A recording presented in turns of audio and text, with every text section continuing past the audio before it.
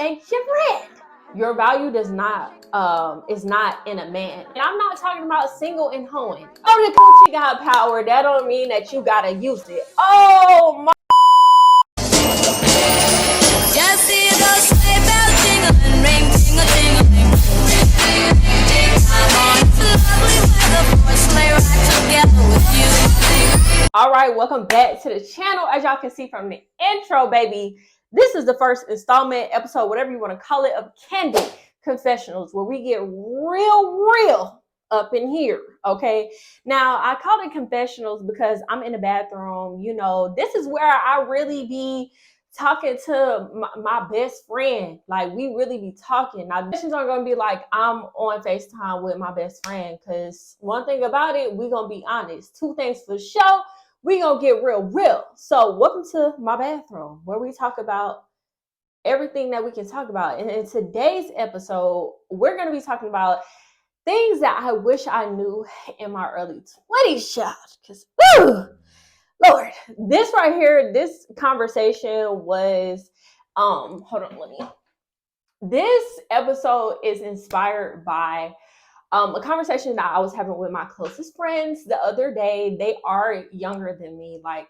3 to 4 years younger than me. So they're in their early 20s. I'm in my mid 20s. So I was just giving them a lot of advice on, you know, how to live your life in your 20s, in your early 20s. Because the first thing that I wish somebody would have told me, baby, is to slow down, right? Slow down. Like, you don't have to have every single thing figured out. Like, it is okay if you don't have every single thing figured out. In my 20s, I spent the first half of my 20s stressing. And it wasn't until I turned 25 when that prefrontal cortex really decided it was going to form all the way, right? Until I realized that, hey, you just spent 4 years of your life, 5 years of your life stressing for no reason, baby. Because one thing about it, you have to understand that life is going to get better. Like, if you're in alignment with growth, if you're in alignment, if you're a person that is constantly growing, you're naturally going to get to where you want to be. Like, stop trying to rush life. And social media sometimes have us really thinking that we have to be in a certain place by a certain time. Okay, that's the next thing. That brings me to my next point. Like, comparison is the thief of joy, sis. Relax, baby. You are you, and be yourself. If any person in their early 20s is watching this, be yourself. Be yourself. No matter what room you walk in, be yourself. Because at the end of the day, that's how you keep the friends you got, that you make. By being yourself. Because the people that you're yourself around, they're either going to like it or they're not going to like it. And if they don't like it, they can fall off. Baby, they can fall off. That brings me to the third point. Everybody ain't your friend. And it's okay. People are in your life for a reason, a season, or a lifetime. I ain't gonna say I lost a lot of friends, but the friends that I had in my early 20s, I for sure do not have now. Like, most of them I don't have now. And that is 100% okay with me, because I understand that you have to outgrow people. Like, you're going to naturally outgrow people. You're going to grow in different directions of people. Y'all may be growing at the same rate. Y'all are just growing apart. And that is 100% okay. On the topic of relationships, that brings me to the next point. Your value does not lay in a relationship. Your value is not in a man, or what a man does for you, or how a man makes you feel. Your value, your worth, one, is in God. And you have to love yourself. Oh my God. That is probably the biggest thing I would tell my younger self. Love you. Love every part of you. The parts that need healing, the parts that don't, whatever the case may be. And when I really think about where I was and why and who I was and why I was so guarded, that's another thing I would tell myself, is that vulnerability is your strength. When I was in my younger 20s, I was just so like guarded, like wanting to fight everybody, just operating in my, not fight, like physically fight, but just like a mental fight with everybody, just like feeling like I couldn't open up to anybody because I was scared that they were going to take advantage of me. Like, I was loving with limits. Oh my God. And that's another thing. Child, be single. It is okay. It is okay to live your single life. And I'm not talking about single and hoeing, okay? I said we're going to get candid.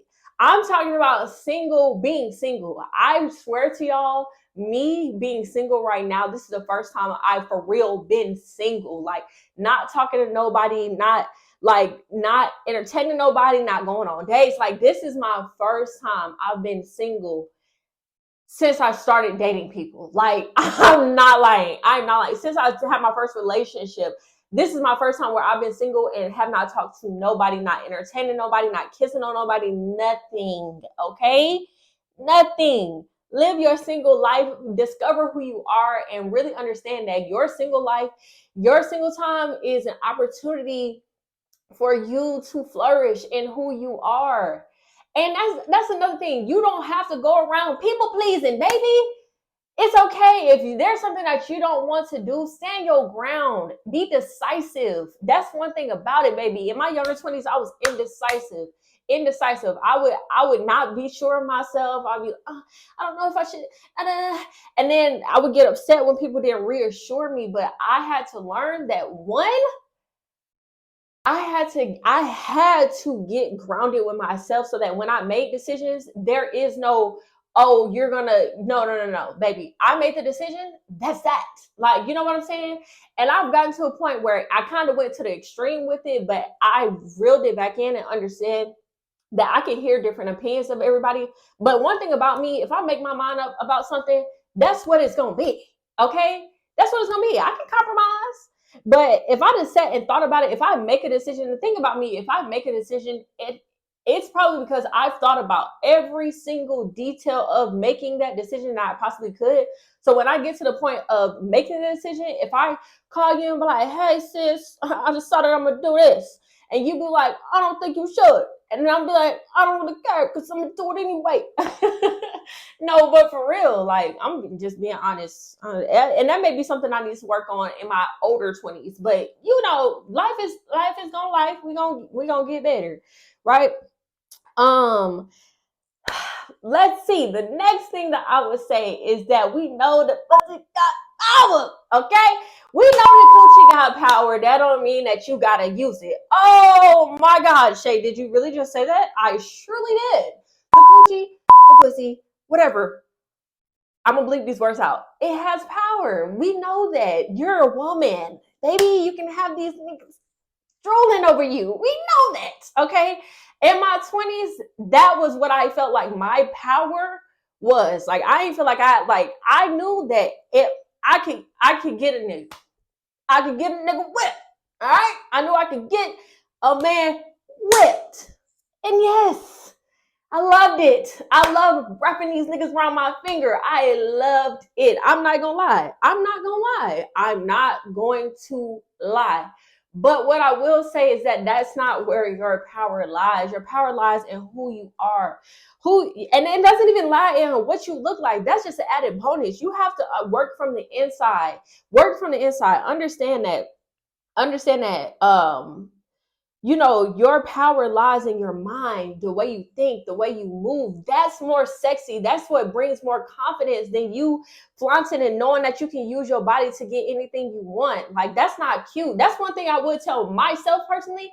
That's not cute. And you're using that as a coping mechanism, right? Like, understand that you don't have to have male attention to heal. Like, heal outside of the male attention. And this is coming from somebody that has daddy issues, and I use that to cope with my daddy issues. Drinking, coping with my daddy issues. Like, having sex, coping with my daddy issues. Just understanding, like, you are beautiful inside and out, and healing comes from within. You have to heal yourself from the inside out, child. From the inside out, from the inside out, from the inside out, from the inside out. Another thing I would tell myself is that you can do it.